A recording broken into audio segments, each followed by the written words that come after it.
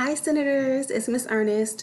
So I am going to go ahead, as promised, and provide you with a model of how to read the poem and follow the purpose for reading, which here you see that it says annotation focus.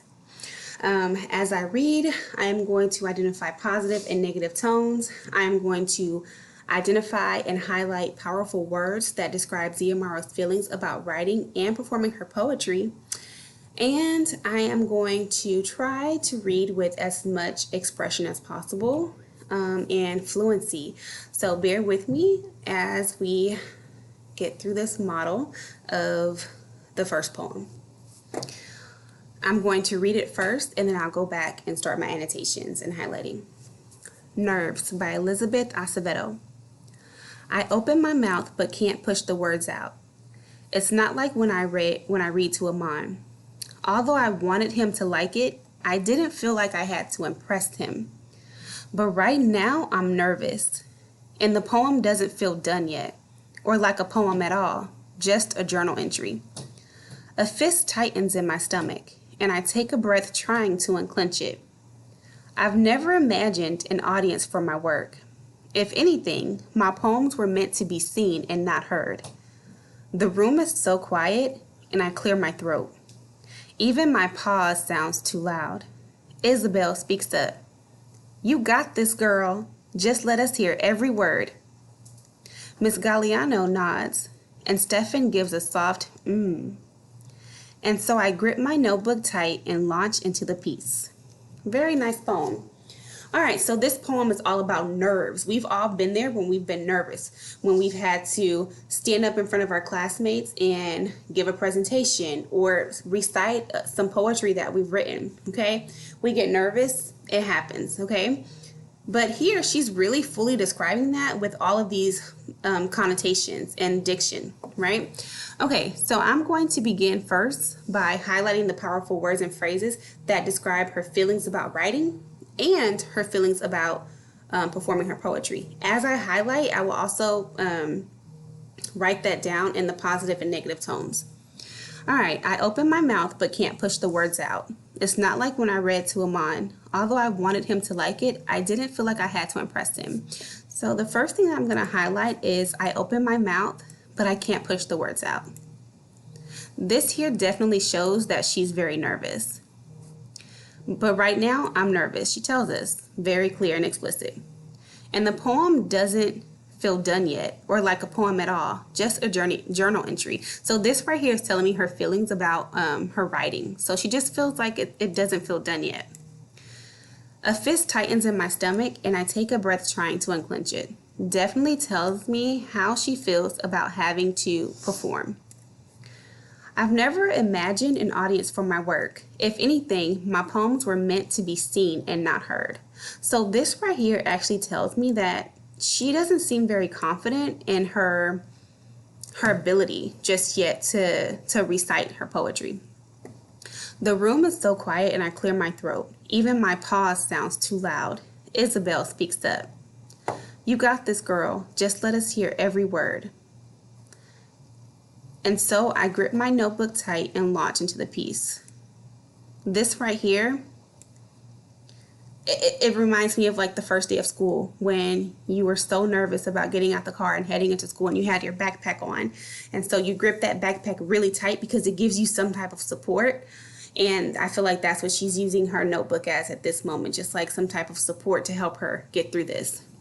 All right, so now that I've identified the powerful words that describe her feelings about writing and performing her poetry, I'm now going to go into my list here of positive and negative tones.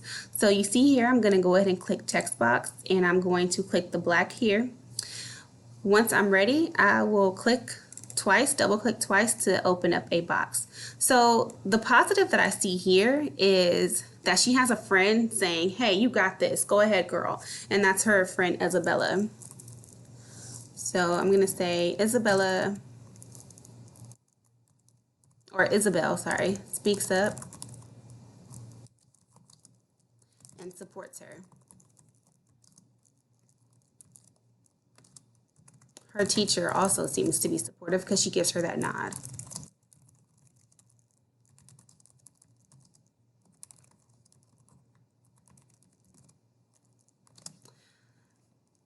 her saying, I grip my notebook tight and launch into the piece, that while it shows that she's nervous, it's also positive because it shows that she did it, right? And even just doing it is a big step. So I'm going to say that that is positive.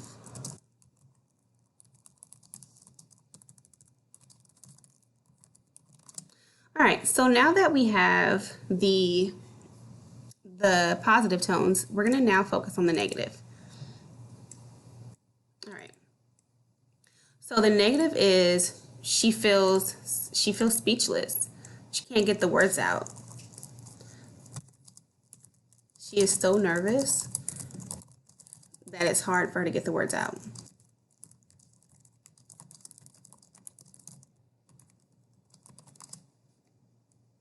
All right. She doesn't feel like her poetry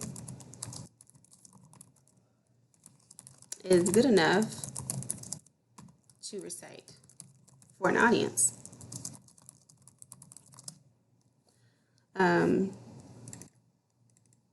It's clear that she is very nervous about having to perform. And she is sensitive about her work because she never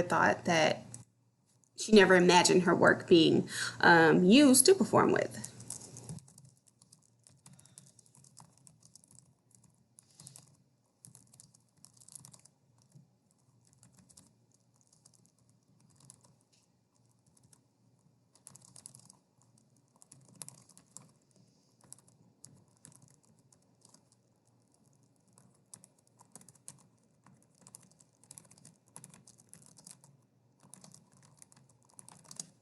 All right, so this here definitely gives us our positive and negative tones.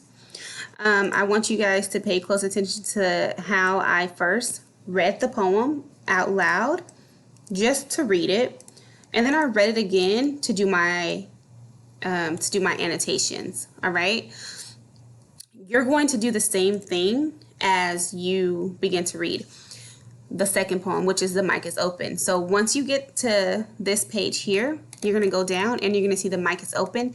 Everything that I just did here, you're going to do the same thing here on this page, okay? When you have your TDQs, you're going to be writing about her feelings about writing poetry and her feelings about performing poetry. You're also going to see a contrast in how she expresses those feelings. So in this poem here, you see, I'm nervous, I can't do this. But then I still do it, right? When you get to the second poem, there's a difference. And you're gonna love this one. I love it as well. So at this moment, I really hope that you were taking notes either in Nearpod or on your paper. Or with this video, if you pull up two screens, you can watch this video, make the same annotations on your PDF and Kami, and then from there use my model to go ahead and do the second poem on your own.